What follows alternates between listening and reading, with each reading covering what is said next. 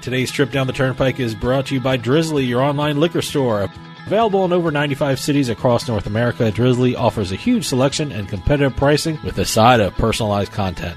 Now there's no need to leave the house. Get alcohol delivered in less than an hour by Drizzly.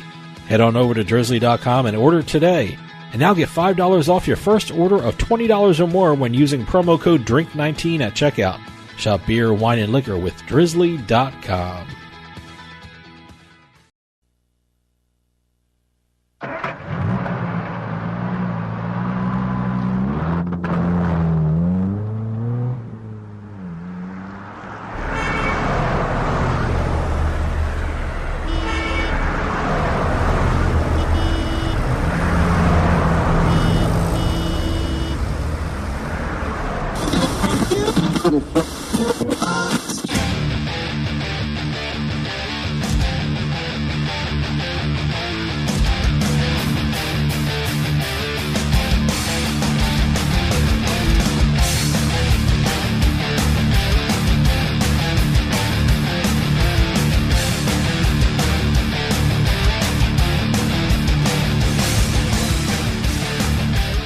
Welcome to Turnpike Sports. I am Dave Weishuttle, and as always, I am joined by my co-host and producer, Doug Weishuttle. Doug, how did you love the Masters? I have to admit, it was the very first time I watched all 4 rounds of the Masters. It was fantastic. It was absolutely fantastic. And of course, we witnessed history, along with a whole bunch of other people, obviously, and we'll talk about that later in the show in one of the exits coming up. But it was actually a really fun Masters to watch. And we had that extra element of being able to bet on it in New Jersey. And that always adds something. Yep. I did not place a bet on Tiger, which I wish I did, but I bet on a couple to make it into the top 10, and I did well. I did the same thing, and, good results. But, absolutely. I can't believe 2 holes in one. It truly unbelievable, and that was one of the prop bets that I did not go with, so I probably should have. Well, look, in gambling, like in everything else, hindsight is 20/20. So yeah, and again, no one could have predicted Tiger Woods coming out of nowhere. Technically, it is a great story, though. It is a great comeback story. All that. It was great to watch that happen. Boy, it's a fantastic. We had Masters, we had the NBA playoffs, we had the NHL playoffs, and I can't believe Tampa Bay Lightning is gone from the playoffs now. So is Pittsburgh. They were swept. Pittsburgh got swept too by the Islanders. Absolutely amazing. Absolutely. Yep. 2 teams that you thought would do very well in the playoffs did not do. I'll tell you, the one hockey team that's happy about Tampa Bay is Boston, because they can't beat Tampa Bay. Yeah, I know. I think they're breathing a sigh of relief. And later on in the show, I get to talk to John Brennan from USBets.com and NJOnlineGambling.com. We're going to talk about sports books and casinos. And you want to know how March Madness did in the sports books in Jersey? Well, we're going to tell you all about it with John Brennan. Well, like I said, it was a busy week, so let's take a trip down the Turnpike. And today's trip down the Turnpike is brought to you by Drizzly, your online liquor store. Available in over 95 cities across North America, Drizzly offers a huge selection and competitive pricing with a side of personalized content. Now there's no need to leave the house. Get alcohol delivered in less than an hour by Drizzly. Head on over to drizzly.com and order today. And now get $5 off your first order of $20 or more when using promo code DRINK19 at checkout. Shop beer, wine, and liquor with drizzly.com. Exit 1. Well, we hinted at some of the betting stuff with regards to the Masters right off the bat, so I figured let's continue that talk because a lot of the sports books took it on the chin. Yeah, absolutely. I think the big bet last week in the news was the $85,000 bet in Las Vegas, and I guess he went at 14-1 odds. 14-1 in Vegas, and the guy won what, $1.2 million, something like that. $1.19 million, and you factor in the $85,000, and the check that William Hill U.S. gave him was $1.275 or something like that. Yeah, it was their largest liability, I guess, golf liability. Sure, in the United States, in their history in the United States. Yeah, and good for William Hill. They made a big spectacle of it, which is great. It's great PR for them. PR is great for all of these guys. I mean, but they weren't the only big loser in all this. I guess you can call them losers. At some point, they turn into winners with the PR they're getting. FanDuel actually lost $2 million. Okay. They lost $1 million from their sportsbook, and then they had a DFS, a daily fantasy sports contest involving him. They lost another $1 million there. Interesting. So they might be the biggest loser. I didn't do fantasy this year. I know I'm not good at golf fantasy. Yeah, I mean, basketball, hockey, football, all that stuff I can do. I never think of fantasy for golf, and that's on me because I should be thinking about it. Yeah, no, I'm very bad at fantasy on golf. So, well, also BetStars. First time I think we're mentioning them on the show. Worst way to do it, but they lost about $360,000 on Tiger Woods. They actually had a 100-1 odds on Tiger. Okay, wow. $10 bet limit. Probably smart on their part very, to do that. Very smart on making the bet limit. Way to look ahead. Yep. DraftKings, like I said, they were in the $1 million loser club.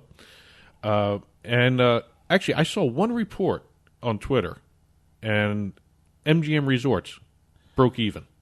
Well, good. I guess they had other, bets on other people. Which, by the way, going into the Masters, Tiger Woods was not where people were placing their money. I mean, there was a lot better people that year who were coming into the Masters on a really high winning streak, and it just I never thought of Tiger winning the Masters. That's why it makes it such a great story. What's it been, 4,000 days since he won the Masters? So I don't think really too many people, until maybe the third or fourth day, you start seeing it happen. It's just you're worried about, boy, he's older, he had back problems, which is death for a golfer, and he worked through it, and good for him. Yeah. But, I never gave a thought of putting some money on him. Good for the people that, sure, thought of Tiger. Yeah, courageous, very good. Yep. Alrighty, New Jersey and Pennsylvania both released their sports betting numbers. Good signs for both. New Jersey, the only difference between New Jersey and Pennsylvania still is there's no mobile betting, and at some point they got to get that going. Well, I guess Pennsylvania. I think they mentioned a couple of months ago at a meeting or a hearing that I guess they're looking toward the summer to roll out some mobile sports betting. That was the word from Pennsylvania a couple months ago. That might change because it's been forever. Well, it's not only mobile sports betting, but mobile gaming they're dragging their butts on, too. Yeah, online casinos, yeah. And New Jersey is showing mobile betting is king. And they constantly show the numbers. And New Jersey sports betting handle was $372 million in March. Pennsylvania's total handle was $44.5 million in March. And the difference really is all the mobile betting in New Jersey. $32 million in revenue for the sports books for Jersey, $5.5 million in revenue for Pennsylvania. Let's see. The leader, surprisingly, and they've been saying this all along, FanDuel. Mm-hmm. And it's FanDuel, not only the physical one in the Meadowlands, but the online book, and also their deal with PointsBet. Sure. Is making them take over the market share over DraftKings. DraftKings was out like a shot. Well, they were the first ones in New Jersey. Well, first ones in the market doesn't always mean winner in the market. That's the problem. Well, they had a head start. They were the first mobile sports book in New Jersey, and I guess that really helped them out a lot. But I guess everything's coming back to the pack now. Yeah, and according to the numbers, FanDuel had 55% of the total revenue of the New Jersey market. Wow, that's how well they did. Basketball accounted. They had the March Madness. Everybody. Both Pennsylvania and New Jersey benefited from March Madness. In New Jersey, basketball accounted for $206 million of the record-breaking month. They set a record there. Pennsylvania set a record as well for the sports betting handle. It was the strongest revenue, $5.5 million for them. Well, and Pennsylvania had two new sports books open, right? Valley Forge and the Valley Forge Race and Sports Book. There's two sports books in Valley Forge. One is the Valley Forge Casino, yep, which is FanDuel. Yep. The other one is Valley Forge Race and Sports Book, which is the OTB or whatever you want to call it, off-track betting site that's owned by Parks. Yep. So they launched mid-March, and they actually did pretty well. The Valley Forge Sportsbook, the actual FanDuel Valley Forge Casino Sportsbook, had $2 million, and Valley Forge Race and Sportsbooks brought in $706,000. And this was midway through the state they opened, they right? Had half a month. Midway through the month of March that they opened. They had half a month. Wow. Yeah, so they did pretty good. I mean, As a kid growing up in New Jersey, the school always brought us to Valley Forge for a field trip to see the camp where Washington stayed that terrible winter. And now, boy, there are 2 sports books right where we used to go on field trips. yes, now while you're thinking of the Washington right. camp, you can actually bet. Yeah, now I can reminisce and go place a bet. Exactly. The one surprising thing, and I guess this is indicative of the New Jersey market, the DraftKings branded sportsbook at resorts, the physical sportsbook, did almost no revenue, $85,000 for the month of March. Wow. So it's showing mobile is king here. Everybody's making do with the mobile stuff, and any state's looking at sports betting, you got to look at mobile. Well, look, when you're talking about New Jersey, especially like the DraftKings at resort, you're getting into the summer tourist months in Atlantic City, so I'm sure those numbers are going to go up when people start visiting the Jersey Shore in the summertime. Exactly. And last but not least, for our sports betting exit, congratulations to Dennis Drazen of Monmouth Park. Absolutely, yeah. Being inducted into the Sports Betting Hall of Fame. He's joining Chris Christie, the New Jersey former governor, and Las Vegas bookmaking legend Art Manteris. Is there a physical place for this Hall of Fame, or I know they're getting? I guess there's a physical induction. There's an induction in I guess in New York. Yeah, right? It's going to be held April 25th at the Sky Room in Manhattan. It's part of the SBC sports betting conference going on. Okay. So they're going to have Betting on Sports America. That's going to be having the Hall of Fame ceremony. That's being held at the Meadowlands. So congratulations to Dennis, congratulations to Governor Christie, and congratulations to Art Manteris there for getting into the Hall of Fame class this year for sports betting. Absolutely. Exit 2. 2 interesting things happened with the esports community here.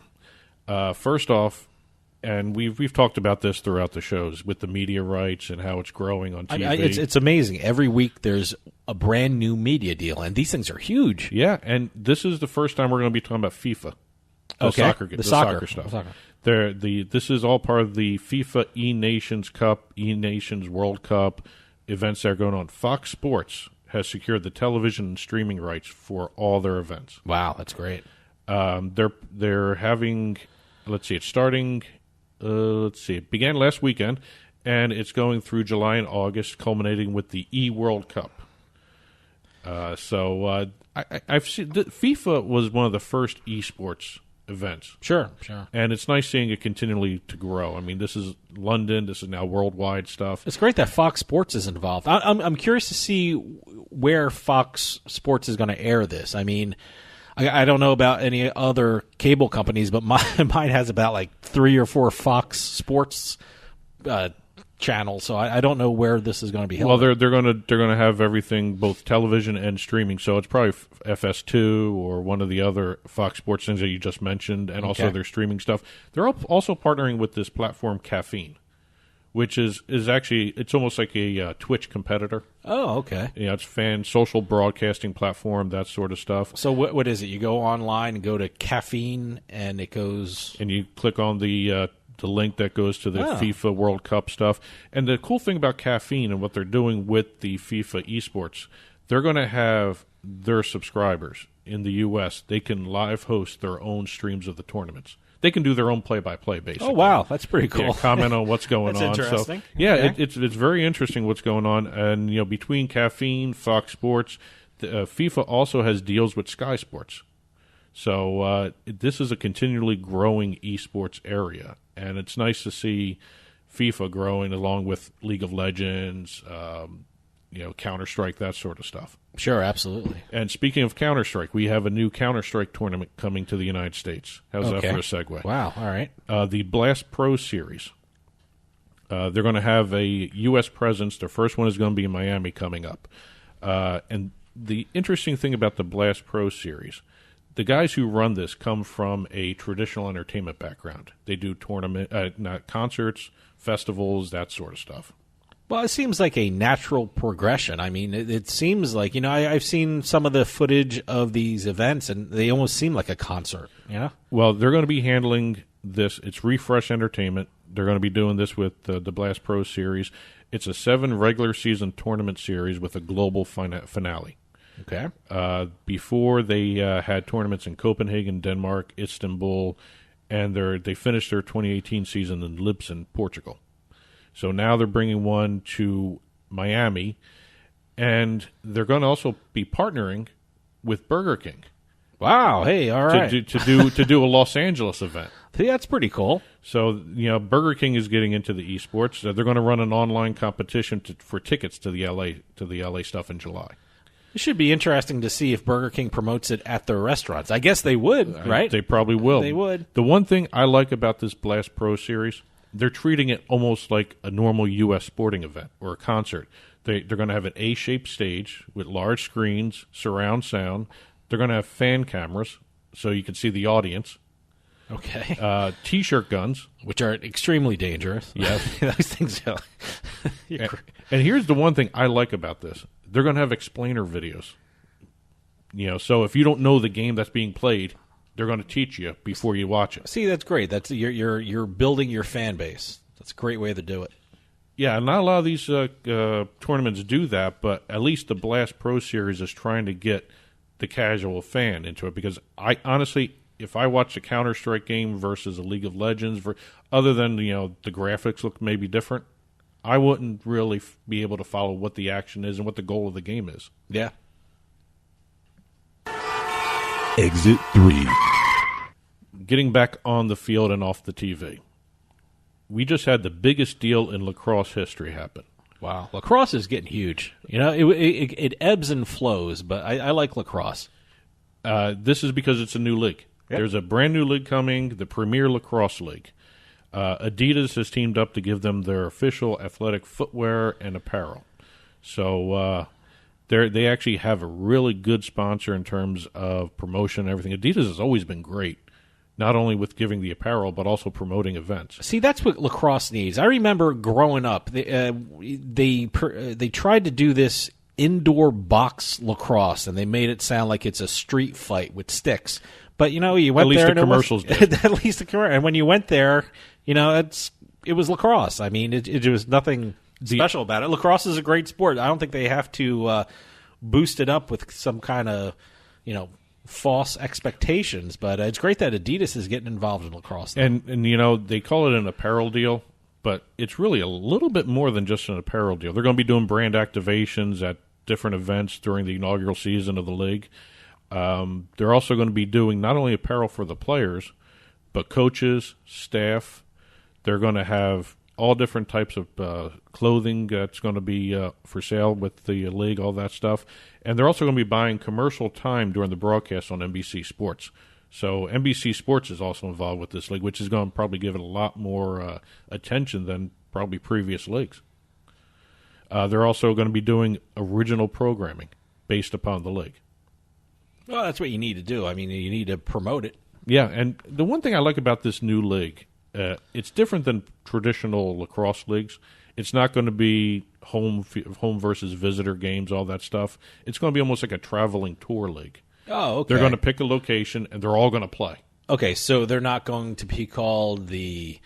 Oh, no, they're going to have different teams. I know they're going to be different teams, but those teams aren't going to be based in a certain, like the Philadelphia you're going to have lacrosse guys or whatever you call it. Whatever, they're not going to be home visitor. Okay. It's going to be, you're going to go to, say, they're going to go to Philly, and all the teams in the league are going to play a series of games in Philly. Okay, all right. You go to Dallas, they're going to do the exact same thing. They're going to do the same thing across the country throughout the okay, entire so the season. individual teams will not be representing in a specific city. So they're all going to be... Well, they're going to have the specific cities. They're not going to play in a specific city. Okay. There's not going to be a home game. Let me put it that way. Okay. Everyone's going to be traveling. It's a traveling tour. Okay. Exit 4. And last but not least, we talked a little bit about the Tiger Woods betting for the Masters, and we talked about how we watched it and all that. The Tiger effect on golf viewership is amazing, and the fact that the last 2 rounds were so close and so much fun for people to watch and so intense, they actually CBS Sports saw some of their highest ratings. No, I can imagine that. That was everyone I know was watching it. Everyone was was mesmerized by it. Well, the third round had some astonishing numbers. They had a ratings increase of 5% from last year. Mm-hmm. They had a 6.0 rating and a 15 share, which is huge for golf, live golf anyway. Sure. They also had a peak rating of a 7 share and a 7 rating and a 16 share around the 6 to 6:15 hour p.m. And it was actually kind of interesting. That's when you started seeing Tiger start take over too. Yeah. Middle of the afternoon towards the evening, and that again, that's the fact that Tiger Woods was playing. I don't think anyone else has had that much of an effect on ratings on a third round at least, and then the fourth round. Wow, they were setting records for this. This was the Masters final round was the highest rating morning golf event in 34 years. Yeah, I think they started early. I think they were worried about the weather. They started at 9 a.m. because they were expecting bad weather. And I think they did have bad weather. They did, yeah. I think they had the jacket ceremony. They didn't have it outside where they usually have it. I guess they had it inside, or they did something different with the jacket ceremony. They gave them the jacket, and the presentation and all that stuff was held indoors, as opposed to outside. But the ratings, highest in 34 years, final round peaked with a 12.1 rating and a 28 share, which is almost unheard of for live golf. The final round live coverage and its encore presentation had an 11.1 rating. Wow, the encore presentation. You know is an important event when the repeat gets that good of a rating. Well, here, the encore presentation of the final round alone got a 3.4 rating, which is huge for a rebroadcast of an already happening event. Yeah, you know what happened, but You're still watching it. And it's you know what it is? I can't believe what I just saw. I'm going to see it again. That's what happened. The one thing I want to see is what happens to the next event that he's playing in. Oh, I'm sure that's going to be a boost in ratings. Oh, absolutely. It has to be. I'm very curious to see what happens next. And the sports books are going crazy too. I think they're doing odds, and they're doing. Everybody's got Tiger futures. Tiger futures, and how many more majors is he going to win? And, it's kind of interesting to watch the effect on the TV side of everything, not just the sports betting side, but the TV side, the ratings, all that. So, Tiger may be the best thing that's happened to golf again. When he first started, and then he fell off the map, fell off the graces of everybody, whatever you want to call it. His comeback here is probably amazing for golf. Well, let me tell you something. I really enjoyed the over Thanksgiving weekend. They had the Phil Mickelson, Tiger Woods, I don't even know what the hell they call it, gamble-a-thon. That was just for gambling purposes. Oh, you mean but that was fascinating. I love that. I just love that them going at it over, and I guess that set the stage for this. What was nice about that Tiger Phil thing, it actually was kind of a proving ground that betting and golf work really well together. Sure, it was great. It was fun. And I'm assuming they're planning more. I would hope so. I mean, that was perfect for the Thanksgiving weekend. And golf, it may be the perfect sport for betting. Maybe, yeah. Well, that was this week's trip down the Turnpike, and that was brought to you by Drizzly, your online liquor store. Available in over 95 cities across North America. Drizzly offers a huge selection and competitive pricing with a side of personalized content. Now there's no need to leave the house. Get alcohol delivered in less than an hour by Drizzly. Head on over to drizzly.com and order today. And now get $5 off your first order of $20 or more when using our promo code DRINK19 at checkout. Shop beer, wine, and liquor with drizzly.com. And as always, if you want to get in touch with us over here at Turnpike Sports, you can call or text us at 609-512-5910, 609-512-5910.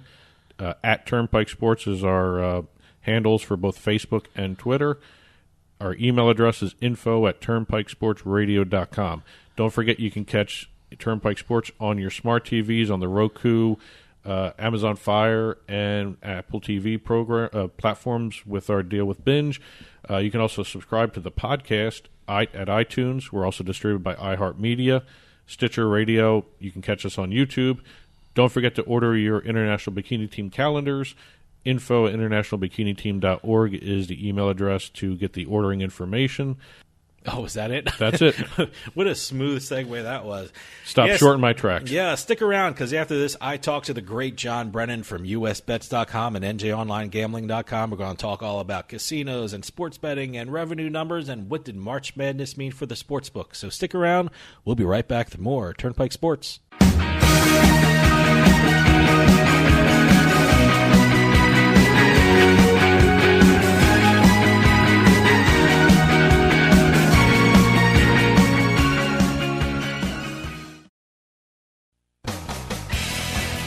Hey, this is Dave Weishottle from Turnpike Sports with this week's Bet Flash.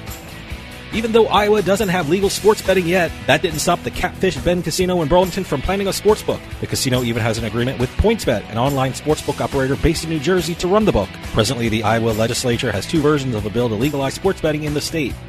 Dennis Drazen, CEO of Darby Development, which is the owner and operator of Monmouth Park, has been elected to the Sports Betting Hall of Fame. Monmouth Park made history when it took the first legal sports bet in New Jersey on June 14, 2018. Drazen will be joining Vegas bookmaking legend Art Manteris and former New Jersey Governor Chris Christie in this year's induction class. And finally, it was the bet that everyone was talking about last week. William Hill announced that it has paid James Aducci from Wisconsin $1.19 million on his Tiger Woods bet. Aducci bet $85,000 on Tiger Woods to win the Masters at 14-1 odds. It was the largest golf payout in William Hill history. From the seaside to the desert, from the betting lines to the sites online, Turnpike Sports has got you covered. And be sure to follow us on Twitter at Turnpike Sports. We'll get back to Turnpike Sports in a minute, but I want to talk to you about New Jersey's newest and I think best sportsbook, PointsBet.com. That's right, PointsBet has it all. Spread betting, moneyline betting, prop bets, you name it, you'll find it at PointsBet. And you can bet from anywhere in New Jersey using your mobile device. It's the only place with points betting where every point matters because every point pays. Now, PointsBet has one of the best sign-up offers in the state. Go to PointsBet.com and sign up using our promo code PIKE. That's PIKE, and you'll get a $50 bonus bet plus 2 risk-free bets up to $1,000. It's the preferred sports book of Allen Iverson and Darrelle Revis. They even had the Revis Betting Academy hosted by NFL great Darrelle Revis. So sign up today at PointsBet.com using our promo code PIKE and start having some real fun. That's promo code PIKE, P-I-K-E. PointsBet. Stay sharp. Must be 21 years or older and in New Jersey to place a bet. Terms and conditions apply. Gambling problem? Call 1-800-GAMBLER. Ever wonder how a generation of millennials made millions with an iPhone just by following their passions? How some went from living in their parents' basements to becoming more famous than movie stars? For decades, there were technologies, companies, products, and market conditions all paving the way for today's social media infrastructure. The new film Influencer takes you on a journey to meet some of these people and technologies while exploring the mind and the day-to-day lives of social media influencers. Get an inside look into the world of social media influencers and the impact they have. Go on a journey inside the digital revolution. Check out Influencer today. Now available for a limited time only. Head on over to influencerfilms.com for a private screening of Influencer, an inside look at the digital revolution. That's influencerfilms.com for a private screening of Influencer, an inside look at the digital revolution. Now available for a limited time only.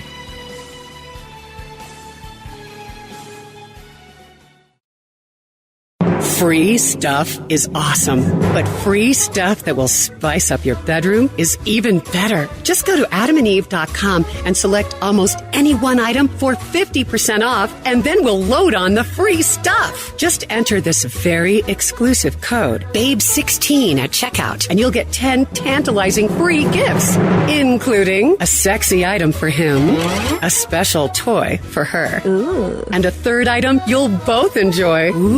And 6 extra special bonus items that are sure to rev your engine, pique your curiosity, and even blow you away.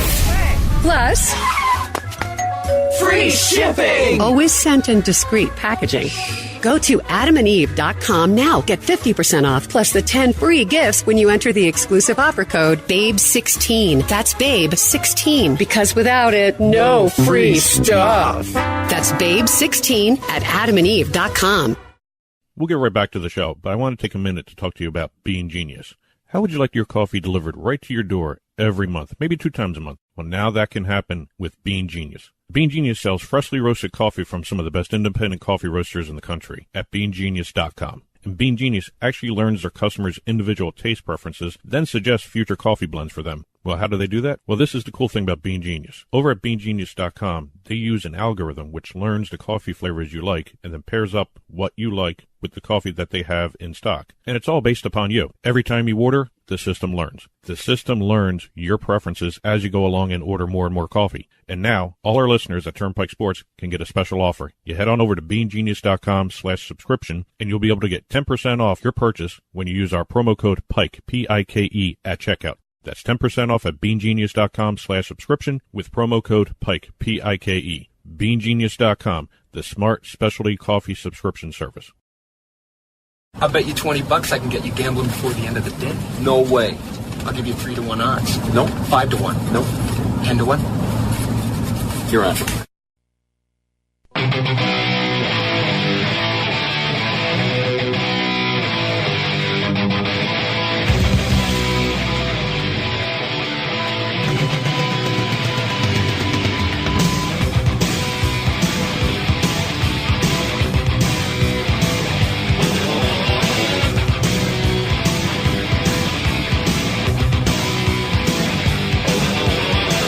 Welcome back, Turnpike Sports here. You know, it's always great talking to our next guest. This man has seen and written everything about casinos and sports betting, and in my opinion, he's one of the most talented journalists covering the gambling industry today.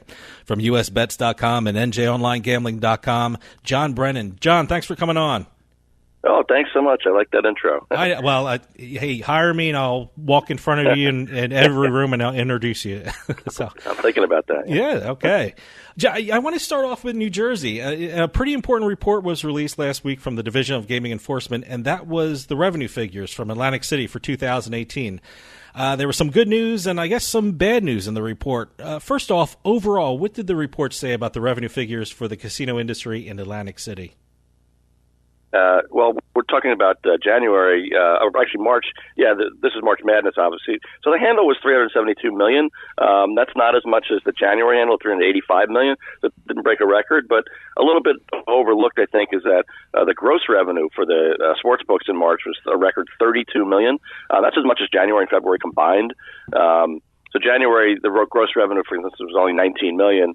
Some of that was the Patriots Super Bowl win. The books lost $4.5 million on that one game. Sure. So, we follow some industry people on Twitter, probably the same people, and it's funny, they'll always be, tweeting to us, the books need the Eagles and Chiefs to fail on Sunday or something like that. And it's funny because it just easily be bettors will collectively get rich if the Eagles and Chiefs cover on Sunday. It's the same info, and it is interesting when the betting public goes 80 or 90% on one game, to us and to our listeners, I think. But, who are we rooting for? Are we rooting for the books? I don't know if we are.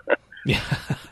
Well, was there one or two sports books that really did great in March, or was it across the board really great for everyone? FanDuel at the Meadowlands is running away from the field. DraftKings obviously is the next big presence, and they have a partnership in Atlantic City. But the Meadowlands racetrack is really interesting because the online portion is dominant, 80% of the handle.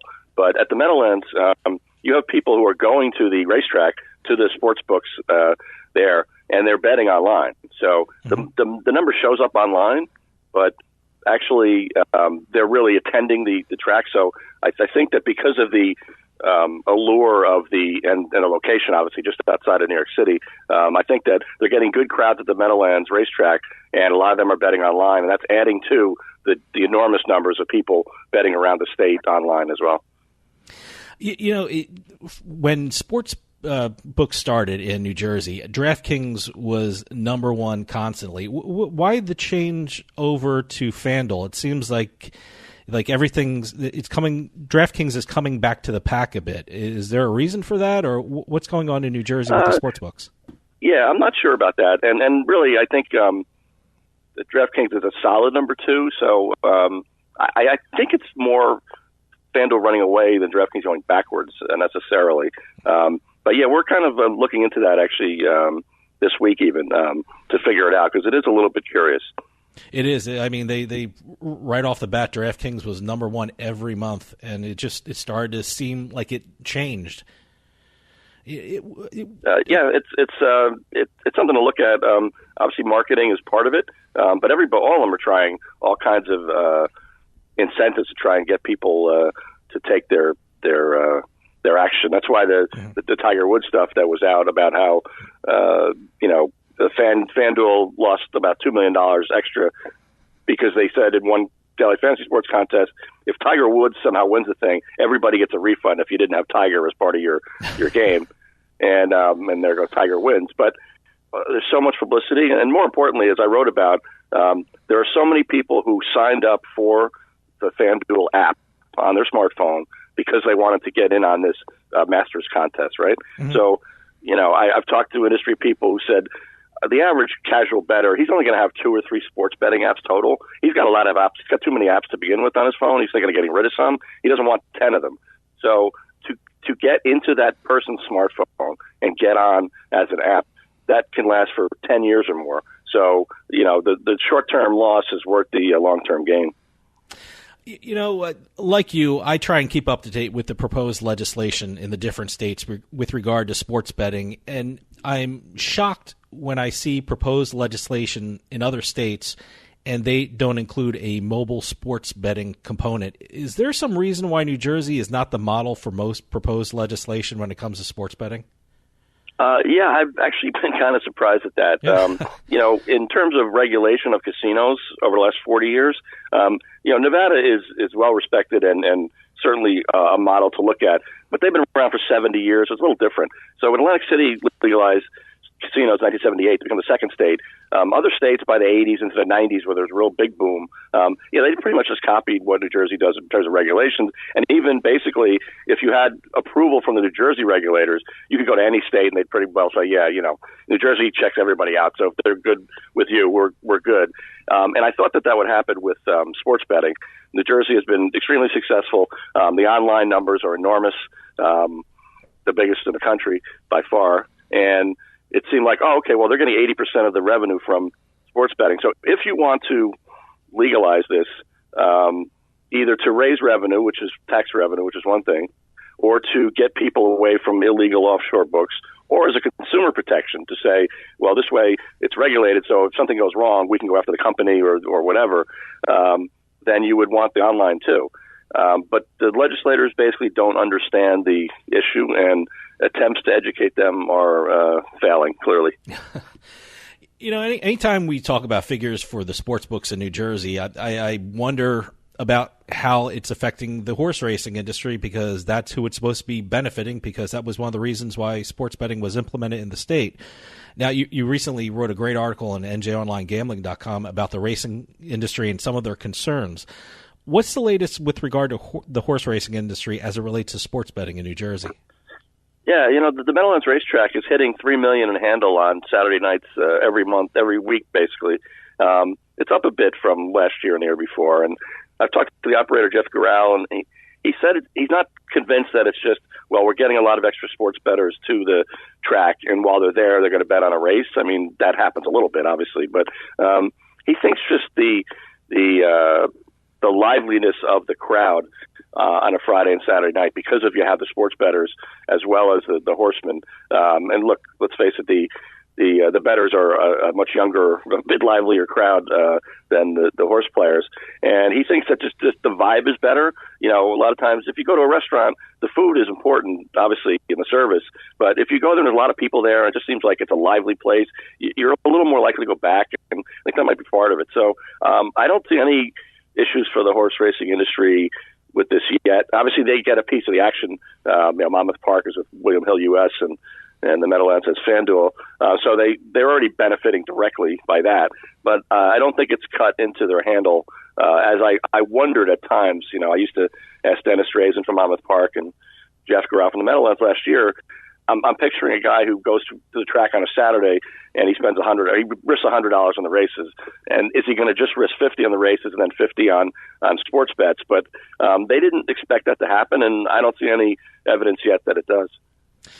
Are the horsemen trying to, really try and get into the, I know they're, when people go to the sports books at the racetracks, they're maybe getting some extra bets. But are they trying to get into the online field a little more, or what are they hoping for with regard to that?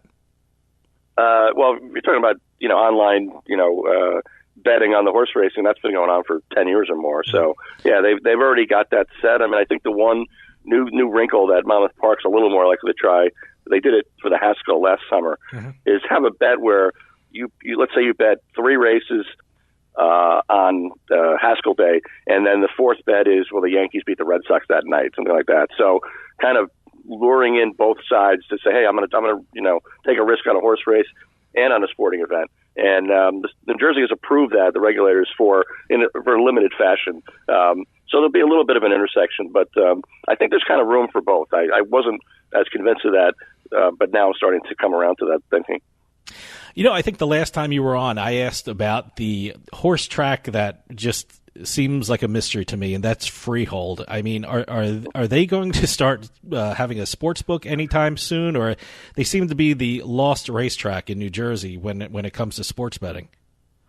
Yeah, it is a mystery to me. I talked to some people there on occasion, and it's always sort of, it's coming, we're working on it. We're not going to get there for the start of NFL season. We're not going to get there for the playoffs. We're not quite going to get there for the opening day of baseball. It is a bit curious because initially I had heard from some people there, they had to figure out if they're even going to make money. They've got to do a certain amount of renovation, and if the handle is going to be low enough where they could lose, obviously in any given month it's possible to lose. It doesn't happen often, but it's possible. Is it even worth their while? Because they're only, I think, 20, 30 miles, whatever, from Monmouth Park. So can they get enough of a crowd?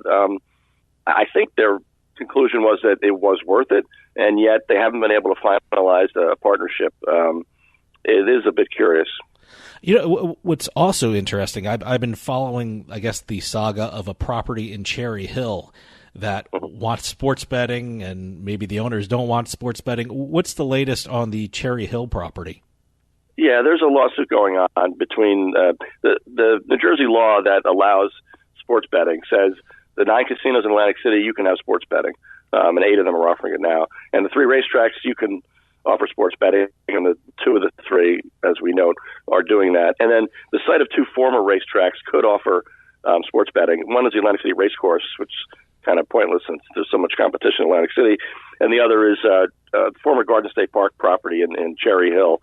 There's a lawsuit going on between the former owners of the property who have kind of like a restrictive covenant on what could happen once they sell it, and the current operators of a strip mall, which is what it is now, and can they get a sports book? So it's kind of being stalled by the legal system right now.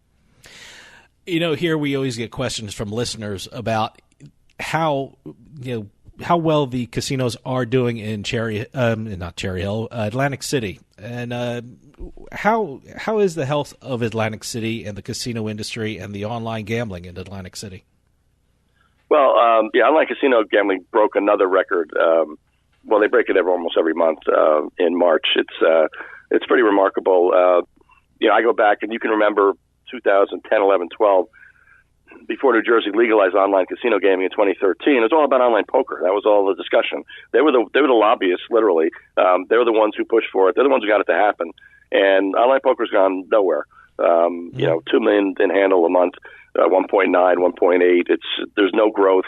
It just hasn't worked out yet.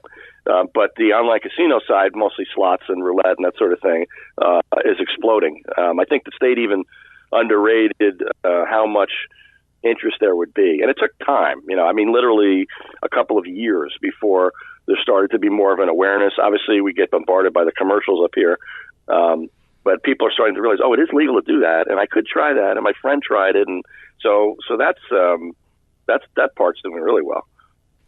It was interesting that there was a report released about the revenue for the casinos in Atlantic City in 2018, and it said Atlantic City, the casino revenue rose, but some individual casino revenue fell.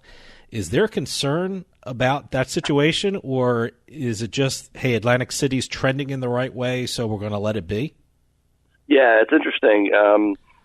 It is 2 sides of a coin. Yeah. The addition of two new casinos has led to a double-digit increase in the total revenue for the industry and thousands of more jobs, which is great for the county because that's a regional thing. thousands of extra people are working, and they're then pumping that money back into the local economy. In 2014 to 16, while the casinos were closing, 5 of them, Atlantic County at one point had the highest foreclosure rate in the country.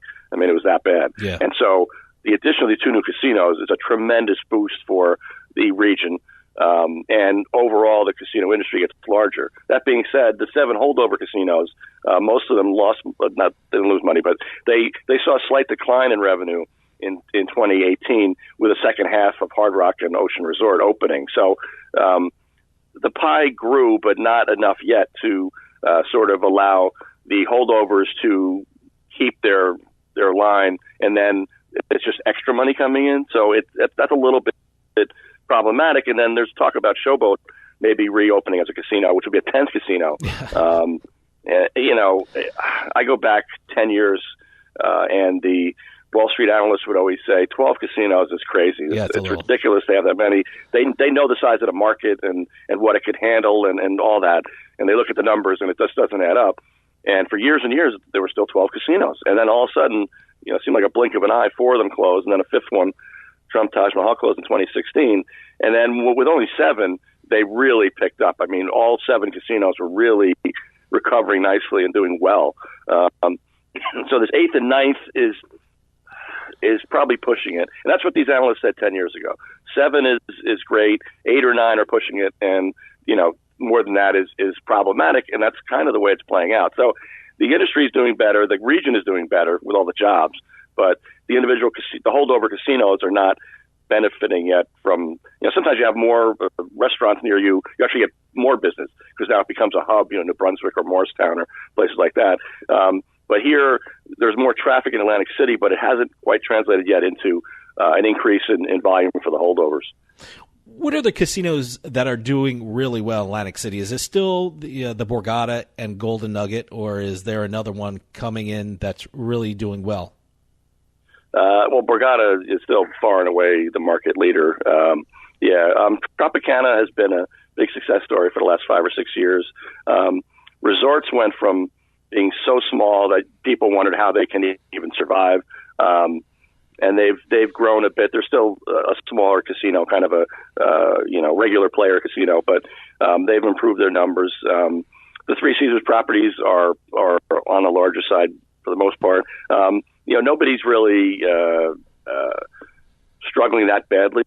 The only question is, will Caesars A, keep 3 properties, and B, if they wind up partnering with a casino company that has a property there and they wind up with 4 again, will they go the other route and, like they do with Showboat, and cut back to 3? Because arguably 4 properties in Atlantic City is kind of redundant. If you get rid of one casino, you get rid of 25% of your workforce, and you're not going to lose 25% of your customer base. They're going to go to the other 3 casinos with the loyalty card. So that's the issue. But overall, the industry is doing far better than it did from 2006 to 16 was a disaster, and they're on the way back. John, we're going to have to leave it at that, but I want to remind everyone that if you want to read the amazing articles written by John Brennan, you can find them at njonlinegambling.com and USBets.com. And don't forget to listen to the great podcast Gamble On with John and Eric Raskin, and follow John at Twitter at @BergenBrennan. John Brennan, as always, thanks for coming on. No, thanks so much. I enjoyed it. Stick around. We'll be right back with more Turnpike Sports.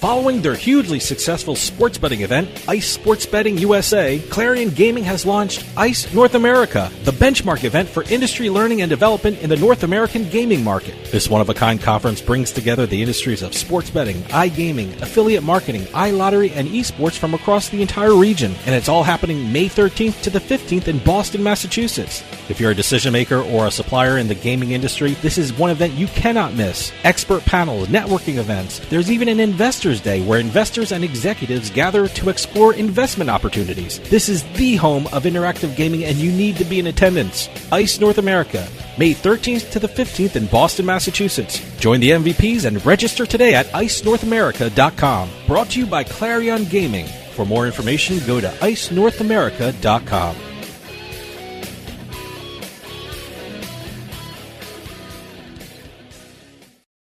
We'll get back to Turnpike Sports in a minute, but I want to talk to you about New Jersey's newest and I think best sportsbook, PointsBet.com. That's right, PointsBet has it all. Spread betting, moneyline betting, prop bets, you name it, you'll find it at PointsBet. And you can bet from anywhere in New Jersey using your mobile device. It's the only place with points betting where every point matters because every point pays. Now, PointsBet has one of the best sign-up offers in the state. Go to PointsBet.com and sign up using our promo code PIKE. That's PIKE, and you'll get a $50 bonus bet plus 2 risk-free bets up to $1,000. It's the preferred sportsbook of Allen Iverson and Darrelle Revis. They even had the Revis Betting Academy hosted by NFL great Darrelle Revis. So sign up today at PointsBet.com using our promo code PIKE and start having some real fun. That's promo code PIKE, P-I-K-E. PointsBet. Stay sharp. Must be 21 years or older and in New Jersey to place a bet. Terms and conditions apply. Gambling problem? Call 1-800-GAMBLER.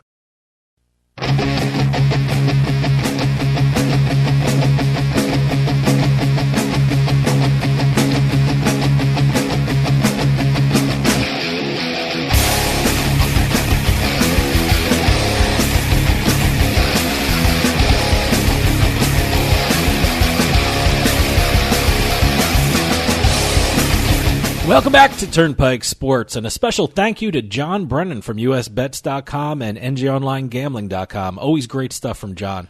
He's one of the best out there. Absolutely. I think he knows everything about casinos and sports betting, so you definitely read his articles on USBets.com and NGOnlineGambling.com. Excellent. You know, it's and the Gamble On podcast. It's always great hearing his insight into what's going on, not only with the gambling, the casinos, and the sports betting, but also the horse racing. Absolutely. I mean, he talks to all the right people because he knows all the right people. So the information coming from John is always great. Oh, yeah. No, hands down, always one of the best guests. So that'll do us for this week on Turnpike Sports. See you next time on the Turnpike.